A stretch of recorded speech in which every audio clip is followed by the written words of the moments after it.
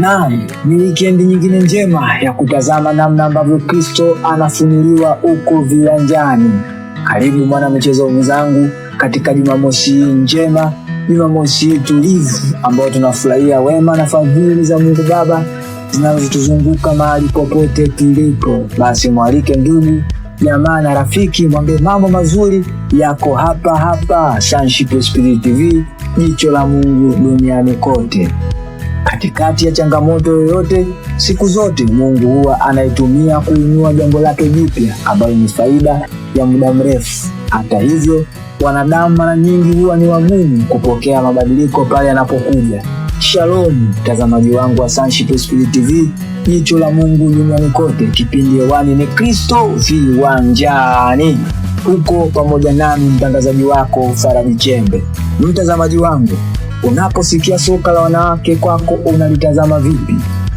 Wakati mechi ya kwanza ya mpira wa miguu kwa timu za wanawake inachezwa kati ya England dhidi ya Scotland mnamo mwaka 1881, wengi walikataa kulipokea jambo hilo.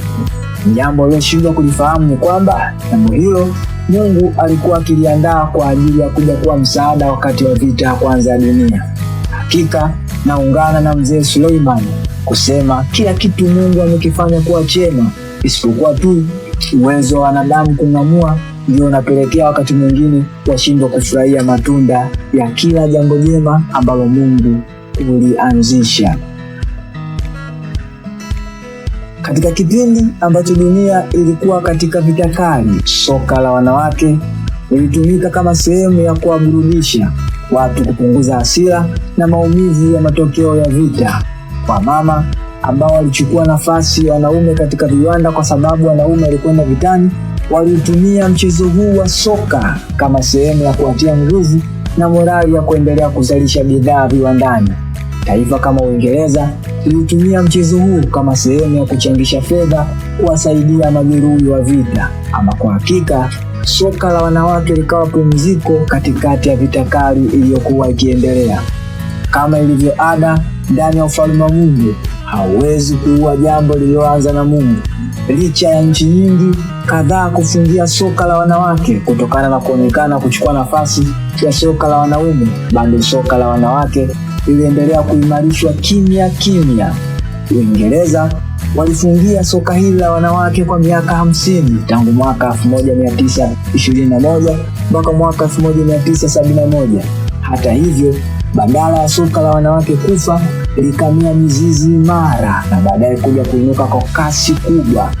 Soka la wanawake likawa si sehemu ya kufunua furaha ya Bwana tu, bali ikawa sehemu ya Mungu kutangazwa kwa watu wote duniani. Wachezaji wakubwa kama vile Michelle Eigenman wa klabu ya Arsenal, Chloe Kelly wa Uingereza, Sophia Smith wa Marekani na Julia Ebbs wamekuwa sehemu kubwa sana ya kumtangaza Mungu katika viwanja vya soka. Soka la wanawake limeendelea kuwa kivutio kikubwa kwa watu wengi duniani, limevuka mipaka na sasa Tanzania pia tunafurahia vipawa vya soka kwa wanawake ambao hutumia viwanja kama jukwaa lao la kumtangaza Kristo viwanjani.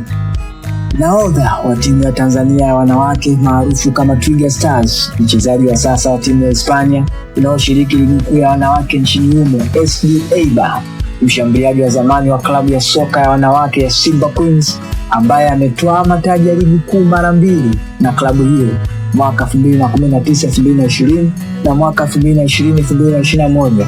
Mwana na kuhani wa ufalme wa Mungu duniani, fundi wa soka safi Opa Clement Tukumbuke Sanga ni mmoja kati ya wachezaji bora sana katika nchi ya Tanzania ambaye ameamua kutumia viwanja vya soka na mitandao yake ya kijamii kumhubiri Kristo.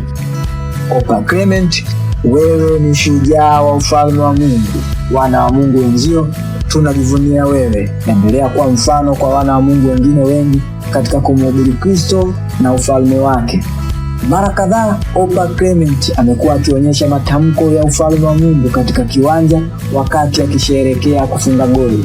Matamko kama vile I belong to Jesus kwenye fulana yake ya ndani, God is good katika shin guard zake, start with God, trust God, thank God, yanachochea kuishi maisha ya Mungu duniani. It is not me, it is God. Kufunua neema ya Mungu inayofanya kazi juu yake.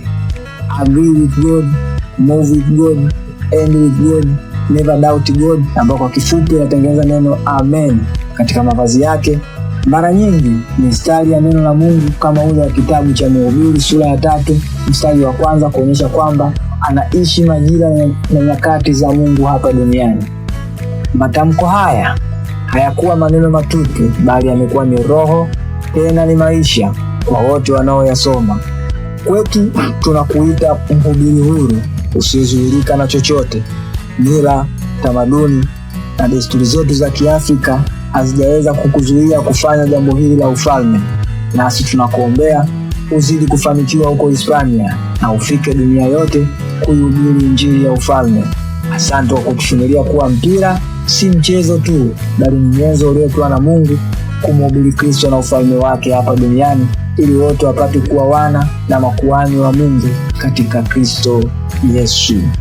Naam, mpenzi mtazamaji wangu wa Sonship Spirit TV, ulikuwa pamoja nami mtangazaji wako na mwana mchezo wako Faraji Chembe katika jukwaa hili la Roho wa Neema, Vipawa, Ugunduzi na Matendo ya Kinabii. Nikutakie weekend njema, uzidi kufurahia baraka ambazo Mungu Baba ameziachilia ndani ya weekend hii, huku ufalme wa Mungu ukikuhudumia wewe pamoja na familia yako na wote wapendao. Nikutakie wakati mwingine mwema mpaka tutakapokutana Jumamosi ijayo. Bye bye.